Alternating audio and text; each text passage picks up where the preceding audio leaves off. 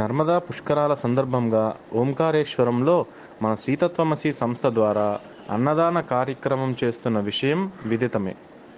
ఎన్నో సంస్థల వారు ఇక్కడ అన్నదానం చేస్తున్నప్పటికీ మన ద్వారా జరిగే అన్నదానంలో భోజనం ఎంతో రుచికరంగా ఉంటుంది అని ఆ నోట ఈ నోట విని ఇక్కడ వృద్ధాశ్రమం వారు మన కమిటీ సభ్యులను అక్కడ ఉన్న వృద్ధులకు అన్నసంతర్పణ చేయవలసిందిగా కోరారు. ఇది ఆ ఈశ్వరుడి ఆజ్ఞే అని భావించి జరుగుతున్న అన్నదాన కార్యక్రమానికి ఎటువంటి లోటు చేయకుండా వారి కోసం వండిన వంటలతో అక్కడికి వెళ్ళిన మేము అక్కడ పరిస్థితి చూసి నిర్ఘాంతపోయాము.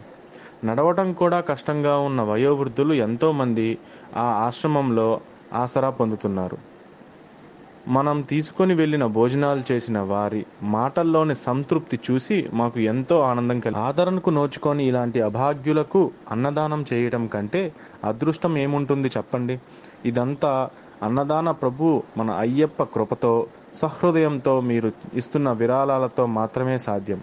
ఈ అన్నదానానికి సహకరిస్తున్న అందరికీ ఆయురారోగ్య ఐశ్వర్యాలను కలగజేయాలని అయ్యప్పను ప్రార్థిస్తూ శ్రీతత్వమసి విద్యా వైద్య ఆధ్యాత్మిక సేవా సంస్థ, చందానగర్, హైదరాబాద్.